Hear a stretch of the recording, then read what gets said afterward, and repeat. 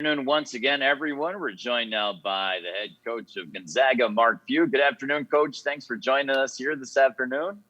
Yep, good afternoon. Happy Easter, everybody.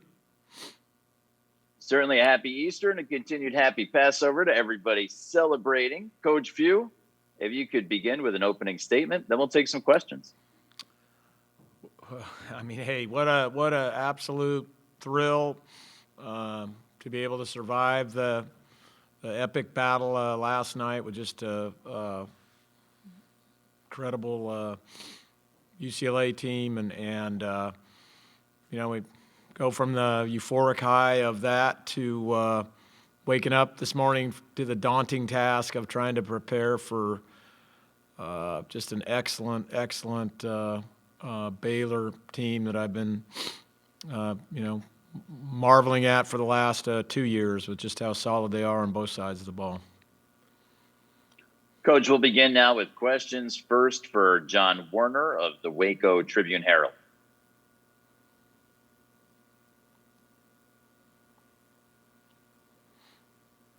John, you ready with a question? Okay, we'll go to Eddie Pells then of the Associated Press. John, we'll come back to you in just a minute. Let's go to Eddie Pells of the AP. Hey, Mark, just kind of going off of that, I know you do quick turnarounds a lot, but how do you come down from something like that and get them ready, for something like less than 48 hours later? Hey, that's the task. You just got to compartmentalize stuff, and obviously, I think we all enjoyed the heck out of it last night, and probably none of us were able to sleep very soundly until early morning, and then now we've already had a couple film sessions, and we're getting ready to practice and start gearing up, and we'll have a full day tomorrow too. So I think that'll also help with the late start. John, we're going to come right back to you then. Waco Tribune-Herald. Okay, Coach, can you hear me now? Yep. Right. Well, Coach, you mentioned Baylor. How much you respect them. Have you seen a guard squad? A squad of guards quite like this? No, I mean not that we've played against, with just the level of skill that they possess. Obviously, the way they shoot the ball, I think they're shooting the three better than collectively better than anybody in the country, and they play off each other so well. They're complete. They guard their yard defensively. They're very handsy on defense. They make the right reads and ball screens and off penetration. And obviously shoot the ball really well. I hope or think maybe it's a little bit like preparing for my guards, because I think they do the same, present the same kind of issues. Thank you. Coach, next we'll take a question from Allison Williams, ESPN. Oh, sorry. Hey, Coach, can you hear me? Yeah, I got you, Allison. Hey, Coach Few. I'm curious, did you start kind of installing some of maybe the defensive principles you would see with Baylor a while back in anticipation of this type of matchup? As far as practicing against it, or as far as preparing, on the offensive side of things or on the defense? Yeah, either. I'd heard that maybe you had started working on some stuff a while back. Look, we've always had Baylor in the rear view mirror or whatever, in the back seat, kind of as a look. If we're going to win this thing, we're probably at some point going to have to play them, because I always thought we were the two best teams, and so. A little bit. I wish we had, a normal 3 or 4 day prep, because it really does, the way they defend and keep you from getting middle, and some of the things they do in the post and all that, I think is different than what you see on a regular basis. And then also, in order to guard them, it's different, with just how the guards play off each other, the isolations that they kind of bring at you, and then also, when Vital's in there and John, as opposed to when Mayer's in there. It's a lot. It's a lot in 30 hours or whatever, but it is what it is. So we got to my guys have been great at game prep all season, and they've been so consistent with their effort and attention to detail on game night. So I'm definitely banking on that. Coach, our next question is from Mike DeCourcy of the Sporting News. Mike. Congratulations, Mark. Mike DeCourcy, Sporting News. I missed maybe the first question or two, so if this has been asked and answered, you can say that and move on.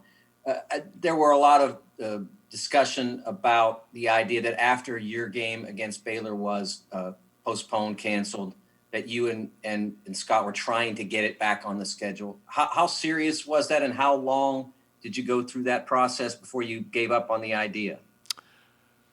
It was very serious, and we tried. I mean, we tried, and I think probably, I'd say once we got into first or second week of January or something, it was looking like the Big 12 schedule was going to be so hard to they had already had cancellations, I believe, and so it was going to be hard to slide a non-league game in when they had so many games to make up. But, I mean, Scott and I were on the phone. Scott and I were planning this all the way back into July, and we're really trying like crazy to actively get out and talk to other coaches who were great about scheduling games and playing games to just, after losing the tournament last year, to just put college basketball back in the forefront of everybody's minds here in the late fall and winter, and really had some good traction. We all had good games set up, and obviously ours was one of them. We always knew we wanted to play because we knew we'd be, in the top 5 in some fashion. But when we got the shocking news the morning of our game, that didn't stop us. We kept trying, and by the time we got to mid-January, it looked pretty futile. So then we just said, well, let's do everything we can to make it all the way to this point. So pretty amazing that we both did. Up next, we'll take a question from Karthik Venkataraman from KREM2 in Spokane.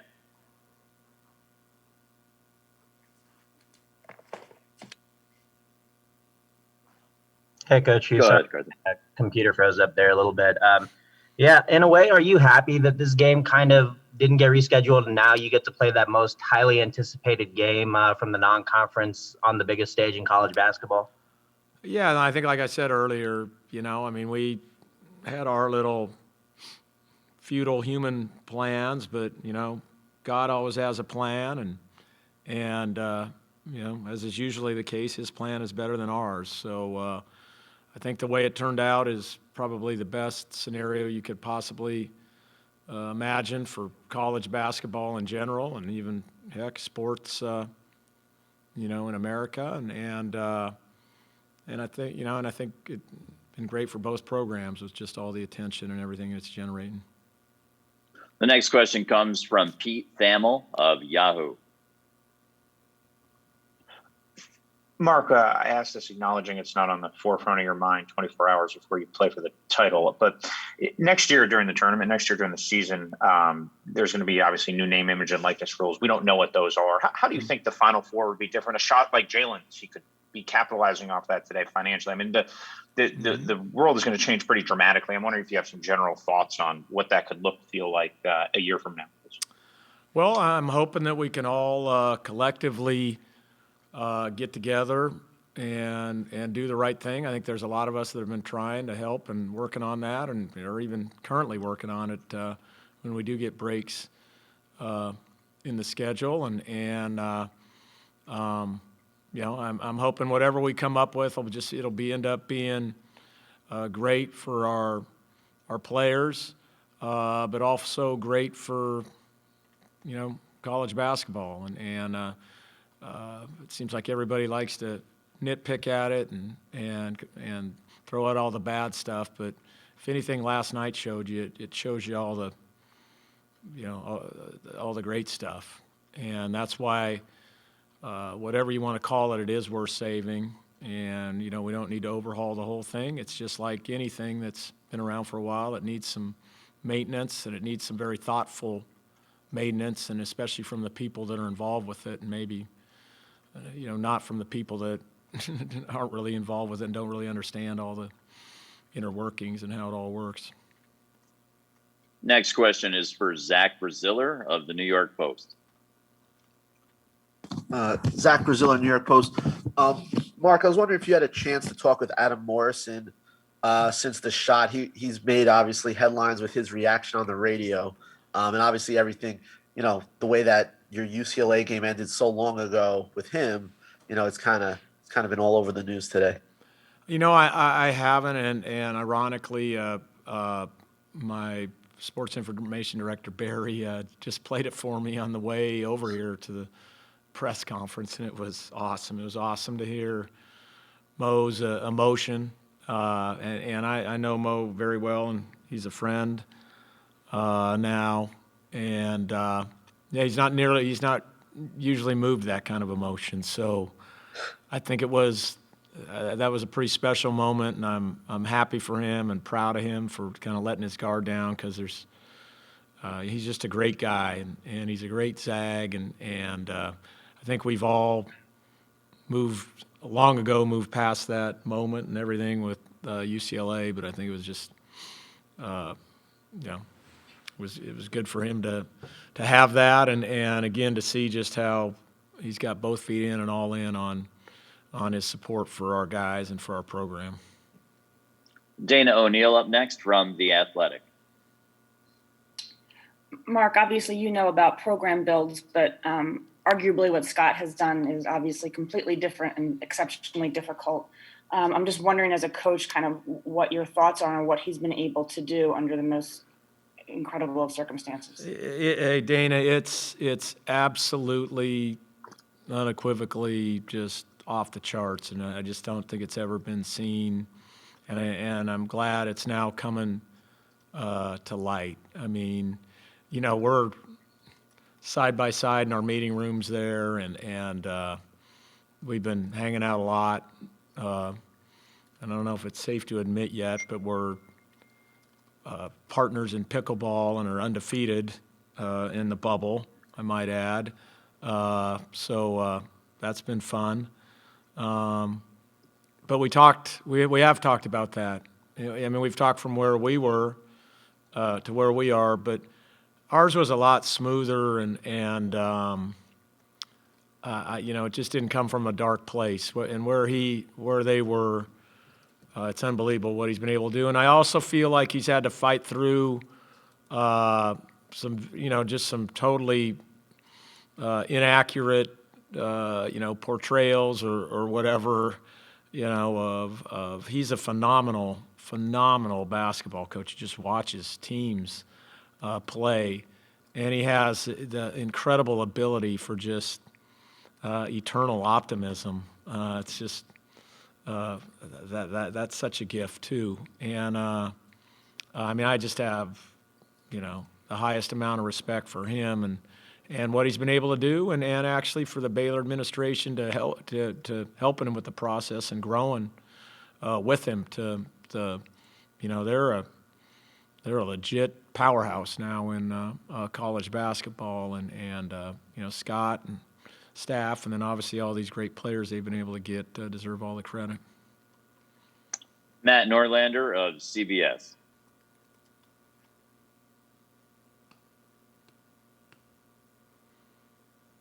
Come on, Mr. Technology. You of all people should have this thing figured out, okay? I thought our beloved host was going to unmute me, so I didn't want to click the button twice and get into this situation. I would never take away that privilege from you, Matt. There we go. I'd love to mute you if I had the power once in a while. Oh, boy, here we go. All right, I actually I have two quick questions. The first being the Suggs block and pass and transition to Timmy. It was a 77 game at that moment with 2 minutes to go. It felt like in the building that play gave your team a certain boost that who's to say if it was going to completely change the game if they had gotten 2 points instead of you guys turning it around. But did you feel in that moment last night that play might have given you extra life to increase your chances of winning? Oh, yeah, without a doubt. The energy was definitely palpable. But I would also add, like, who else but Jalen? I mean, if that wasn't Jalen Suggs in just a snapshot there, like, in a lot of different ways. We kind of messed up the switch, so he was a step behind it on the switch. But he didn't quit on the play, and only him as a point guard would go up and try to block a 6'10 guy's dunk attempt and still have the wherewithal to block it clean, go out of bounds, get both feet in. And then, you know, he's the only guy on our team who would even remotely even think about trying to throw that pass. Thank God for that. And he's also the only guy on our team and probably the only guy I've ever coached that could complete that pass. And then Drew deserves a lot of credit for, I mean, sprinting down the floor at 6'10 and having great hands to catch it and finish it. And it just an amazing play, and kind of sums up Jalen's competitive spirit and how he never quits, his athleticism, his vision, but also his just crazy confidence in his ability to be able to make plays like that. And then the other question was, you've been on the wrong end of a few kind of classic heartbreakers. Your Arizona game, kind of near the start of your career. I mean, that's just an amazing all-time game. Obviously the 06 one with UCLA, and then the championship one 4 years ago against Carolina. There might be one or two I'm forgetting, but to be on the other side of it the way that you were last night, how would you describe that feeling after having gone through what this tournament can provide, as a coach and as a program, that kind of exhilaration, because you know full well what it's like to be on the other side of that kind of result. I totally do, and I think that's probably why, looking back at the ending, why I just gave it to Jay Wright. Like, I've been on, from the euphoria of the shot to just the empathy for Mick and his staff, I wanted to reach out to them immediately and just say, awesome job, and just congratulate him on just what a heck of a coach he is, and how well had his guys prepared, and that, it was just much like I felt after Arizona, and even maybe that North Carolina game. Nobody really lost; the other team just won, and I definitely think that was the case last night. We just happened to have the ball last, so that was the best thing that could have happened to us. Lucas Weiss next from the Undefeated. Hey, Mark, Lucas Weiss with the Undefeated. Congrats on making it to the championship game. You said before the tournament that you'd feel comfortable putting the ball into Andrew Nembhard's hands down the stretch. What he did in overtime last night, from the defense to that three-point shot to put you guys up 5, was that what you're looking for from Andrew in those big game situations down the stretch? Absolutely. I mean, our entire organization has the utmost confidence in him. He's just got a great basketball feel for the game, and he understands when to make the right play, and quite frankly, when to kind of hold off and live for the next action or the next play. And so I was proud of him. I've been after him to be more and more assertive, and that was a big time shot and just a big time delivery on the shot. I think it put us up 5 there at the time. So yeah, no doubt about it. Billy Witz, New York Times. Yeah, hi, Mark. I just wanted to follow up on the question Mike asked you about playing Baylor and trying to reschedule that game. Were there discussions of playing it in Spokane or Waco or a neutral site and all? Yeah, a follow-up. Yeah, it was all neutral. And to be honest with you, I think we both felt really obligated to CBS, because CBS put really a lot out to make the game happen here in Indy. And then look, it was nobody's fault, but you just feel guilty with it, that a COVID situation kind of robbed everybody that opportunity. So, we looked at numerous places. I mean, from obviously Scott wanted it in, I think he tried to throw out Fort Worth or something like that, and I wasn't too keen on that. But we looked, man, in Vegas. We looked, I want to say, in Denver. We were trying to Kansas City. The Pentagon in Sioux Falls was up for consideration. We were looking at every place and every venue and every thing, and quite frankly, looking at every date. And then at Phoenix, we talked about Phoenix because his brother was at Grand Canyon, and his parents are down there, and actually one of my staff members' kids plays at Grand Canyon, so we thought that might be fun. But yeah, I mean, it didn't happen, but it wasn't from lack of effort on everybody's part. And quickly, just what's the bigger challenge, if there is, in this quick turnaround from a game like last night? Is it physical or emotional, mental, and why? I think both. I would say. I mean, there was a tremendous amount of energy expanded by our guys.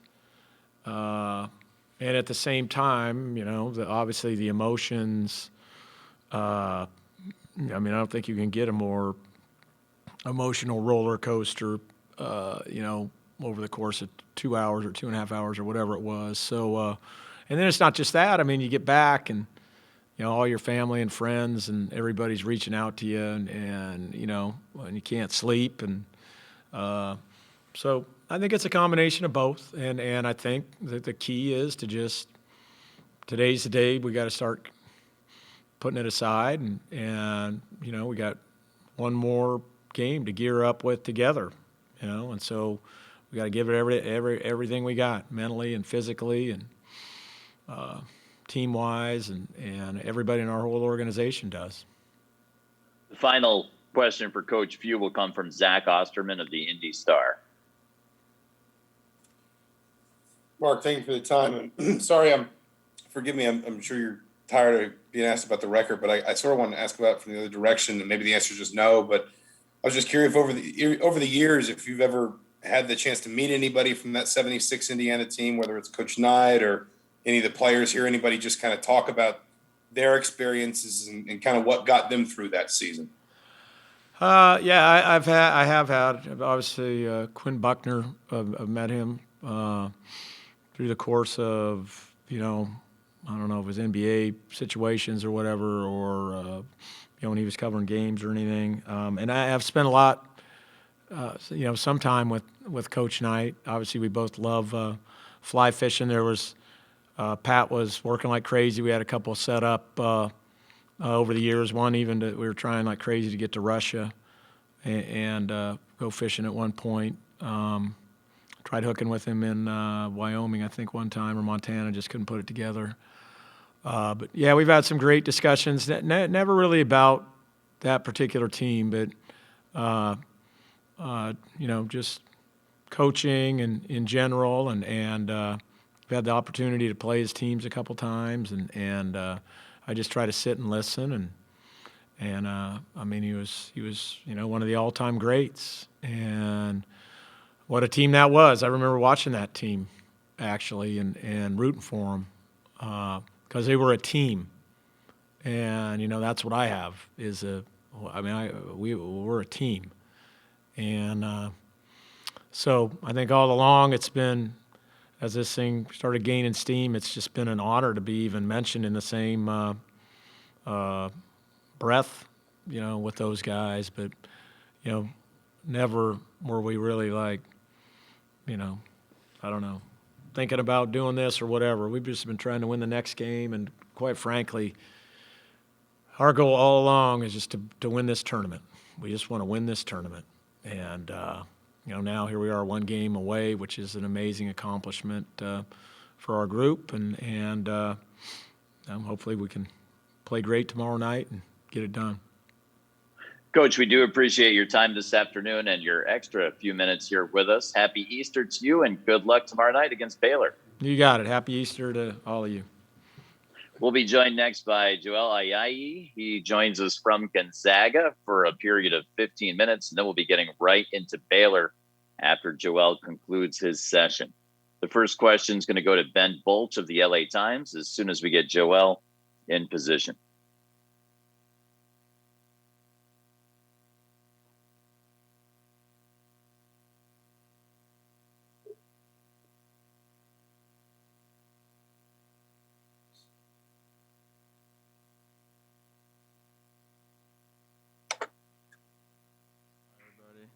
Joel, good afternoon. We'd like to welcome you and thank you for spending a couple minutes with us here as you head toward that final matchup against Baylor. Ben Bolch has the first question for you. He's from the LA Times. Ben. Hey, Joel. Ben Bolch from the Los Angeles Times. Gonzaga is obviously in Pac-12 territory. Were you recruited by any Pac-12 schools, and did you consider them? And ultimately, what was it about Gonzaga that made you want to go there? I had a couple of Pac-12 team looking at me, but at the end of the day, I just chose Gonzaga because of the community that they have and the success they had with international players. And I just felt great about it. Chianitti was there at the time I committed to, so it was a huge plus, and I think I made the right decision. Yeah. Can you say which Pac-12 schools? And also, I saw that the Spokane reminded you somewhat of Bordeaux. Is that right? Yeah. I said that because population-wise, like Spokane and the surroundings, and Bordeaux and the surroundings, is basically the same. It's a 15-minute drive from outside of Bordeaux, where I'm from. I'm not from the actual city itself, so Spokane Valley and like Liberty Lake and all that. I think that's what I meant by saying that. I kind of saw some people joking about it, but I'm like, that's kind of what I meant. Yeah. Brenna Green is up next from KREM2 Television in Spokane. Hi, Joel. Brenna Green from 2.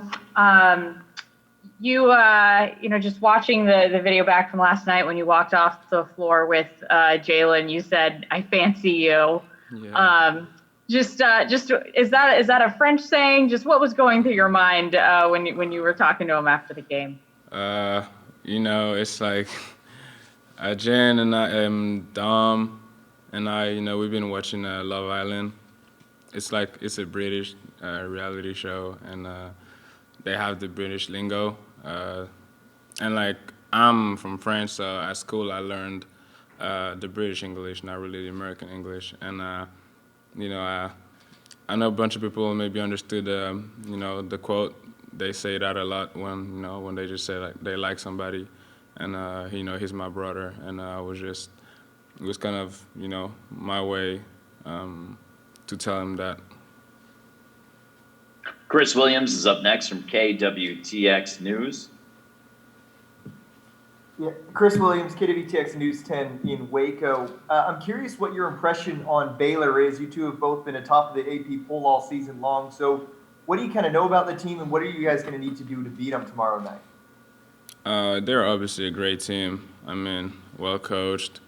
I feel like, for them it's kind of is a 2-season journey, kind of like us, because last year they were also in a great position when everything got stopped to be where they are at today. So I think that, those are the 2 most deserving teams in the past 2 years that are going to meet in the national championship game. And, to beat them, we're just going to have to be us. Obviously, they have a lot of firepower, especially with their 3 guards. And we're just going to have to, follow the game plan and just have a great attention to detail. Dennis Patchen up next from SWXKHQ in Spokane. Joel, it was such an emotional win yesterday. How do you guys flush that as fast as you can to prepare for this game? Like Coach said, yesterday was the time to celebrate and enjoy, but it's a quick turnaround. And today we're already locked in, in whatever is next, which is Baylor. It was an emotional win, but as a competitor and as a high-level athlete, you have to be able to, flush it all out and get ready for whatever's next. Staying in Spokane, Karthik Venkataraman from KREM2 Television. Hey, Joel. Karthik from Creme 2 Sports here.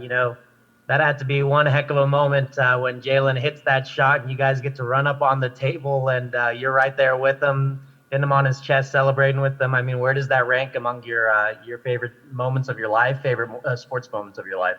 It has to be number one. I mean, at the top of my head, I'm only 21, so I don't think, I had a bunch of time to have those moments, but that was definitely incredible. And, the situation, obviously, and the environment, and when it happened, obviously, make it even crazier. Matthew Chianitti from Toronto. Joel, what makes the guard play on this team so special? And in particular, what Andrew did with under 2 minutes to go, his stop when UCLA was 3-on-1 to the basket, and then him pulling up with that big three. I think that we're all so unselfish, and we just are like high basketball IQ. We love sharing the ball, and we understand the game really well. We have that ability to make the right read, and I think that Andrew, when he came up with that ball screen, he just did something that I've seen him working on a while, and I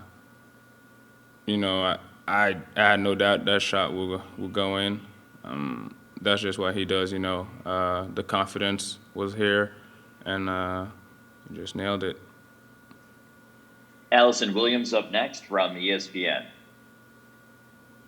Hey, Joel. Allison Williams, Hey. ESPN. Curious, having prepped to play Baylor back in December, was there a amount of familiarity that you guys already had with them as you get into your preparation this time around, or are they pretty different, pretty similar than what you were getting ready to face then? There is obviously some similarities, but I think the game was like beginning of December, so it was four months ago. So a lot happened. Obviously, they're still a high-level team, so that didn't change. Maybe we got some more film on some more recent games, and maybe we'll pick up some new tendencies or something like that. But I'll leave that for the coach, And as players, all we can do is stay ready, do our job, and listen to the game plan. Joel, the next question is going to be from the New York Times. The reporter's name is Billy Witz. Hey, Joel. Hey. This whole season has been very different with, the crowds, either arenas being empty or greatly reduced. I think it was in 2015 when the last time the Final Four was in Indianapolis, and there were over 70,000 people at a game like last night. And I'm just wondering if you can maybe reflect on that moment last night when Jalen hit the shot, and what do you imagine that would have felt like if the entire football stadium was packed? I think obviously the stadium would have erupted. I mean, I think it would have been really loud. I think it would have just been like bring that moment even more on a crazier side. But with the reality is it wasn't.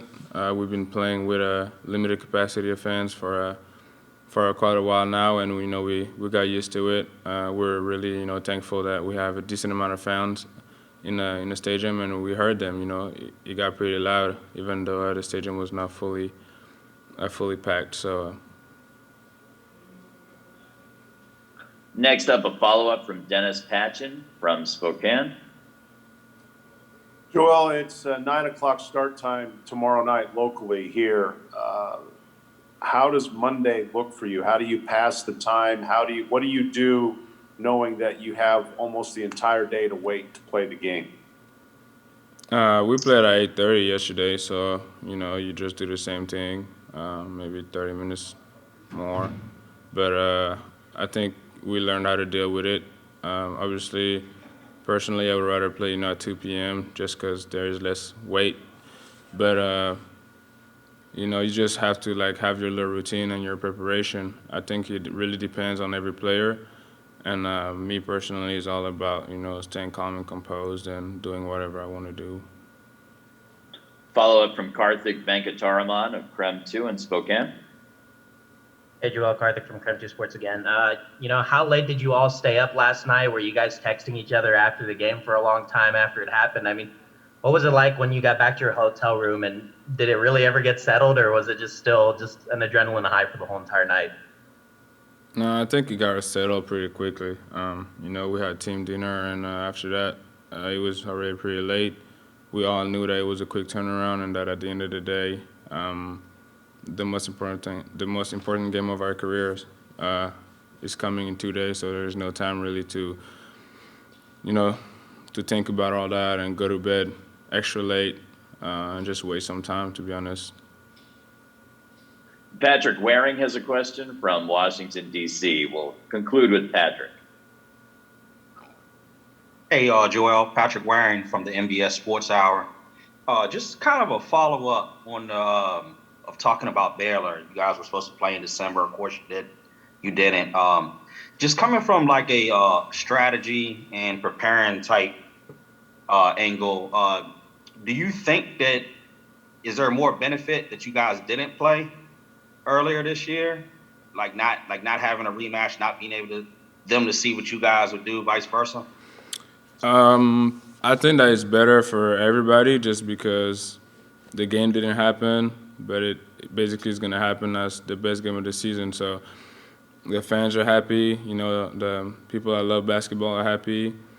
Personally, I don't really care, but it's obviously more fun to play a team that you never played before. But I mean, if the game had happened, it would have just been more of a chess game with adjustments, and still the game would have been 4 months ago. So I think a lot of things would have changed. So, Joel, we want to thank you for your time with us this afternoon. Best of luck tomorrow night against Baylor. Thank you very much. Appreciate you guys. We'll be joined by Baylor head coach Scott Drew in just a few moments, followed by Davion Mitchell, student-athlete from Baylor. That's going to be under that separate link. We'll see you over there in just a moment.